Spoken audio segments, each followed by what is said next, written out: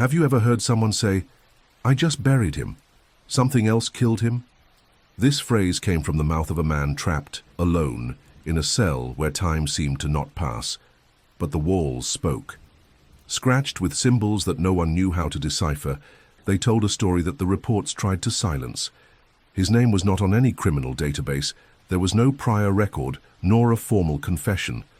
But when the first body appeared, positioned as in an ancient ceremony, with the number 6, drawn on the tongue and an unlit candle next to it, the police understood that this was no ordinary case. It was a ritual, and it was just beginning. This is not just another murder story, it is a confession from inside the prison. A mysterious, disturbing case with real details that have never been televised. And what you're about to discover now may surprise you, because what seemed like an isolated crime turned out to be part of something much bigger, much older. Watch this video until the end and you will get goosebumps. Because inside that cell he didn't scream, he didn't beg, he just drew. And the first line told exactly where the next body would be. His name is Liam Harper, but no one called him by that name. At work, he was just the technician. On the street, no one noticed. At home, it was so silent that the neighbors thought the apartment was empty. At 39, Liam was the kind of man who would disappear without leaving a trace or questions. He had an impeccable routine. Waking up at 6 a.m., black coffee at 6:05 a.m., notepad at 6:12 a.m., breathing controlled in cycles of 9 seconds. No delay, no improvisation, not even in thoughts. He worked in biostatistics at a shadowy firm that sold health data to private companies.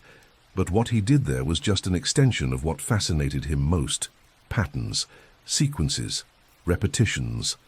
For Liam, reality was an equation, and where there is repetition, there are gaps. There was no emotion. There was symmetry. There was no faith. There was calculation. Inside the cell, he wrote symbols on the walls, always in the same rhythm, as if he were receiving dictation from another plane. And he said, "I didn't start it. I just continued it." The authorities tried reports, diagnoses. None of them fit. His gaze wasn't empty. It was absent. And when asked about the bodies, he only responded once. "I didn't create the ritual. I just kept it alive." Her name was Megan Sullivan, 27 years old. She was the night librarian at the Riverbrook branch, alone, discreet, methodical. Megan was one of those people who seemed born to occupy the silence, and perhaps that was why she was chosen. She always closed the library at 11:11 p.m. without exception, even on rainy days, even when there were no readers. At the end of each shift, she checked the locks 3 times, put the books away in reverse alphabetical order, and turned off the light in the entrance before the inside ones. A ritual that no one noticed. Except Liam. For 33 days he watched these movements, not in real time, but through security recordings that he accessed through an old protocol that he himself had created years before when he worked on an urban digitalization project. Unauthorized but functional access. And he used it as if it were his only window to the world. She wasn't the prettiest, I wasn't the most vulnerable. There was nothing that made Megan choosable in the common eye, but she was part of the sequence. It was the sixth piece in a cycle that began even before his birth. A cycle that demanded patterns, and she repeated hers with ritual precision. Liam never talked about desire. He never spoke of hate. He only said that Megan answered the call, as if her routine was some kind of password. And on that 34th day, she answered without knowing, got into the wrong car. Or not, depending on who you ask. The basement where everything happened was not improvised. It existed 10 years ago, but no one knew. The house, inherited by Liam after his parents' death, had been in the name of an inactive company since 1994. Cold documents, old addresses, bills paid by direct debit. From the outside, it was just another forgotten property in the north of the state.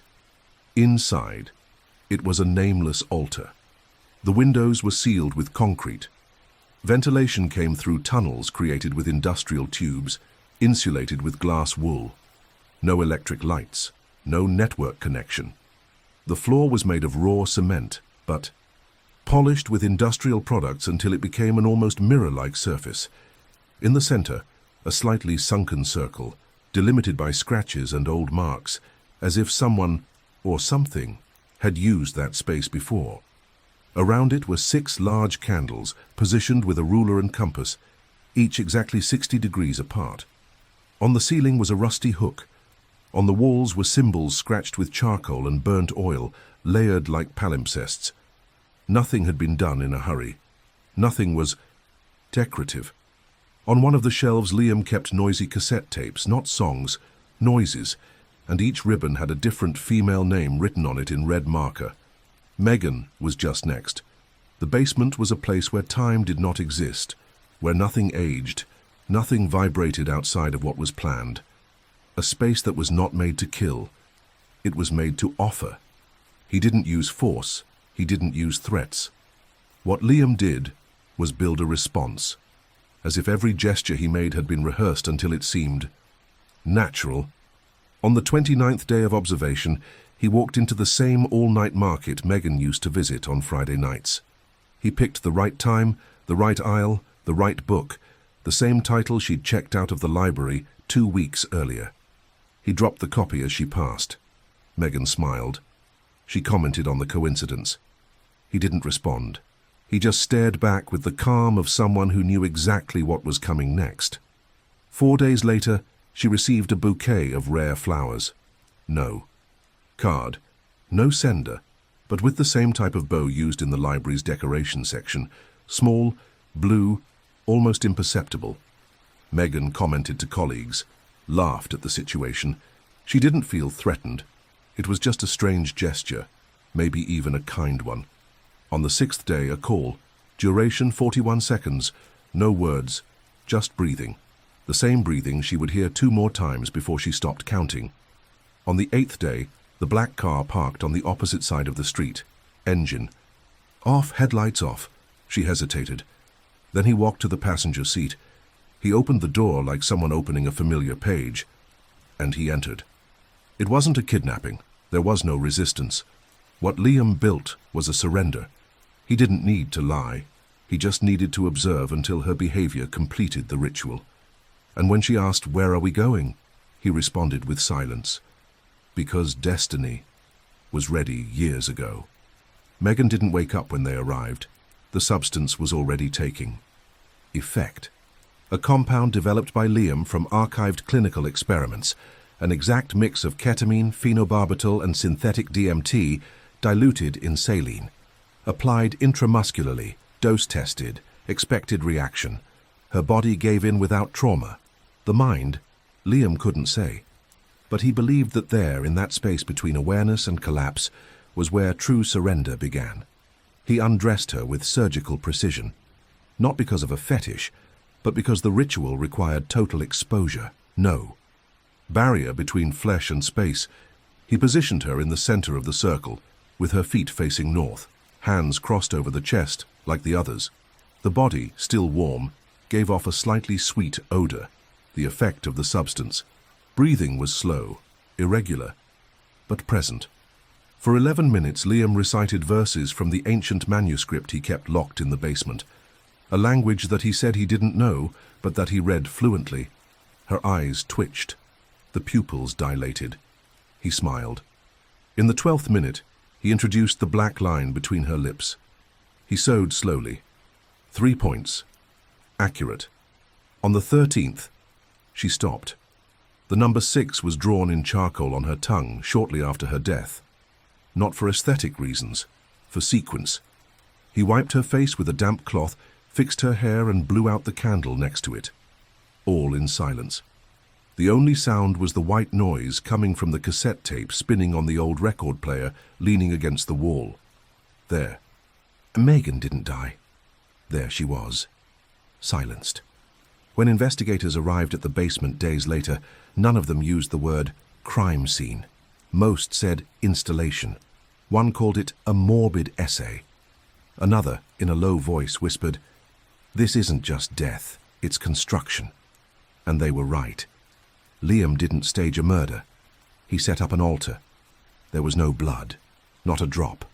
The substance used did not cause convulsions or vascular rupture. Megan's body was clean. The skin cold. But the face is too calm, as if the last emotion had been removed along with the air. The mouth sewn shut, intact, the hands crossed and firm, the hair aligned with a wooden brush. Everything pointed to absolute containment. Liam erased all the footprints, not with industrial products, but with a process he learned from Soviet spy manuals, a mixture of oxalic acid and liquid urea applied in millimeter sequence. The traces disappeared in seconds. Even the UV sensors failed. The number 6 on the Danang was symmetrical, designed with charcoal and fixed with a resinous substance. It would last for weeks. The symbol on the wall, 2 overlapping circles cut in half, was carved with a butcher's knife. It was coated with a thick burnt oil that prevented decay. No stray hairs, no fingerprints, no errors. Liam did not commit a crime. He performed a composition. And next to the body, he left the tape still running. White noise filled the room like a presence, as if to say, there was no fight. Here there was intention. Liam never intended to hide the body. He knew where to leave it. I knew who I would find. The open field 12 kilometers from the city, known as an abandoned agricultural testing ground, was visited by botany students on weekly expeditions. There were no cameras, there was no patrol, but there were eyes sooner or later. And he needed it. In the early hours of the day after the ritual, Liam transported Megan's body wrapped in a black thermal blanket, held by red ropes. The position of the body never changed. Crusade. Silent. When he arrived at the field, he drew the circle with industrial coarse salt, forming a diameter of 1.80 meters. In the center, the canvas was extended, but purposely folded at chest level, revealing the face and the seam on the lips. Beside it, he placed a weathered wooden bench with a portable radio playing the same white noise tape. In the pocket of her tunic, he placed a paper folded 7 times, made with surgical precision. Inside, just one sentence. I just buried it. Someone else killed it. No signature, no direct clue. But in the folds of the paper, experts would find, days later, fragments of dermal tissue. Human skin, compatible with Liam.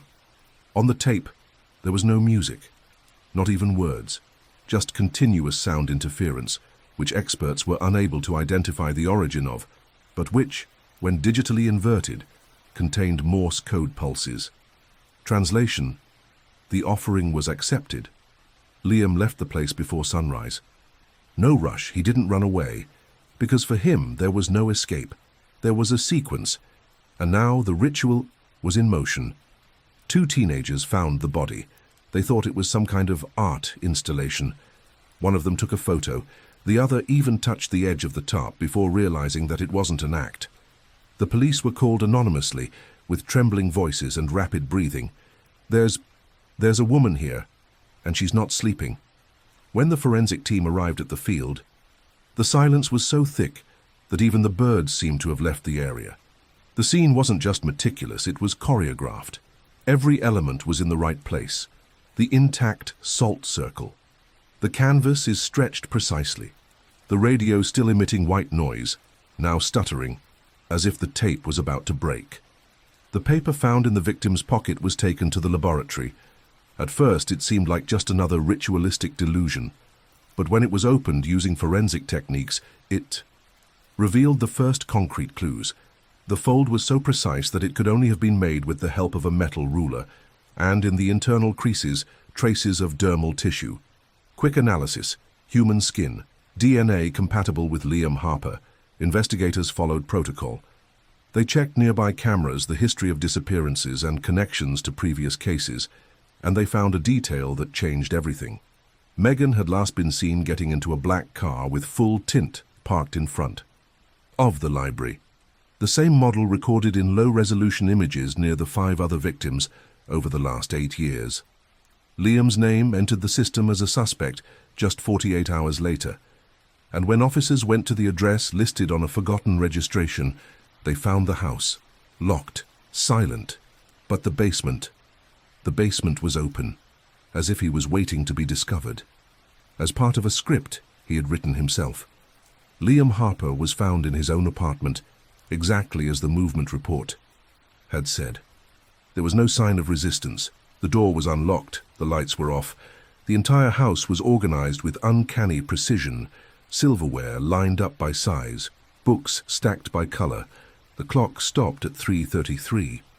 When the officers entered, he was sitting on the living room floor, his back to the door, his hands on his knees, his eyes fixed on a white wall on which was written only one sentence in pencil. "The order is not mine, but I am part of it." There was no escape. There was no denial. Liam only stood up when asked. He placed his wrists together as if he knew the weight of the handcuffs.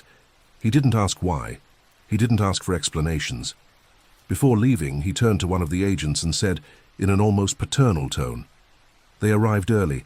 I thought it would take them longer to understand that the pattern was the body, not the absence." During the transport, he remained silent. But when he arrived at the police station, he made one request, that his cell have white walls.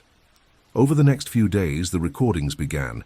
Night guards reported sounds coming from inside the cell, not words, but something between murmurs and repetitions. Marks began to appear on the walls, risks, circles, vertical lines, the same symbolism found in the basement. The press tried to get in. Psychologists tried to get in. He refused them all. He only accepted paper and charcoal, and with them he began to draw what he called the repetition map. On the 10th night, one of the agents heard through the bars, "I am not the end. I am the comma." And there, even contained, even watched, Liam seemed calmer than ever, as if everything was exactly where it should be, as if prison was part of the plan. The first word Liam said in the interrogation room was sequel. He did not respond to the name or the accusation. He just pointed at the mirrored glass wall and whispered, "You guys are late. The cycle has already passed the midpoint." The voice was low, rhythmic, as if each syllable was rehearsed. The detectives insisted. They presented the evidence, the DNA on the paper, the images of the car, the repeated symbols. Liam didn't deny it, but he also didn't admit he was guilty. He called what happened to Megan a passage. He said she was the sixth but not the last, and that the previous ones were not discovered because he had not yet allowed it. The confession came effortlessly, but it was layered. It wasn't straightforward. It was almost liturgical. He described the procedures with clinical coolness, the chemical compound, the way he positioned his body, the angles of the stitches in his mouth, the sound frequency of the cassette tape. He wrote it all down in a black notebook, which he claimed not to have, but which he described with precision. When one of the investigators asked why Megan, why now, Liam replied, "She responded to the vibration. The ritual is harmonious, and she understood before she resisted." No emotions, no tremors. He narrated, as if he were reading from a manual. When pressed about the other bodies, the other names, he just smiled and said, "You call them victims.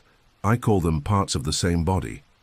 Experts tried to fit logic into criminal classifications. They didn't succeed. The recording of the confession was archived under seal, but whoever heard him never forgot the last sentence he muttered before being taken back to his cell. 6 points create a star, but only with the 7th does it light up. Megan was not chosen by chance. None of them were. It took weeks for the police to realize that the names of the 6 victims formed, in alphabetical order, a linguistic structure that reflected the 6 letters of an archaic term found in Liam's notebooks, Zaroth, a name with no direct translation, found only in manuscripts of cults that disappeared in Eastern Europe between the 16th and 18th centuries. The term was associated with rituals of purification through absence, ceremonies in which silence, symmetry and the depersonalization of the body created the ideal void. In Liam's diaries, which emerged only after searches of forgotten safes, each victim was described not as a person, but as a channel. He didn't talk about death, he talked about alignment. It said that the ritual required 6 conductors, each with a different emotional frequency. Megan was the contemplative, the previous one, the impulsive one, the first, neutral, all fitted into an incomprehensible diagram, hand-drawn with obsessive precision. At each crime scene there was a slightly distinct symbol, The overlapping of the six, according to graphic analysis, formed a hidden figure, a six-pointed star with a hollow center, empty. And there was the point, the absence. According to Liam, the ritual did not end with the sixth body. He just completed himself. The seventh would be the one that would bring meaning. And in his words, the seventh one doesn't need to die, he just needs to see. What no one has understood to this day is who he was referring to. Because days before his death in the cell, Liam wrote the word Zaroth on the wall, and right below it, a name that did not appear in any police records. He was one of the investigators, the one who insisted on hearing the confession until the end, the one who since then has never spoken a word about the case. Not inside, not even outside the police. Liam Harper was found dead in his cell 23 days after his arrest. No marks of aggression. No evidence of conventional suicide. The official report used the term spontaneous neurological failure. But anyone who saw the body before it was recovered swears that he was smiling, lying on his side, with his eyes open and fixed on the upper corner of the wall, where days before he had drawn the seventh symbol, a circle cut vertically in half with an ascending central line exactly like those found in other bodies. In Liam's stomach, forensics found a folded and partially dissolved piece of paper. The message, reconstructed using a refracted light technique, read, "I just buried it. Someone else killed it, and it's not finished yet." The cell was closed, but before that, a guard photographed the symbols scratched in charcoal around the bed. Further analysis revealed that their position, if connected in sequence, geographically pointed to another state, a new coordinate, a new point. The following week, a body turned up in an abandoned house in Vermont. Same posture, same symbols. The difference? This time, it wasn't a woman. The detective who interviewed Liam disappeared off the grid, resigned from his position, sold all his assets, no record of him since. But an envelope was left in the police office, no return address. Inside was a cassette tape of white noise and 7 lines on tracing paper. Every risk, 1 line. Each line, a part of something that is still forming.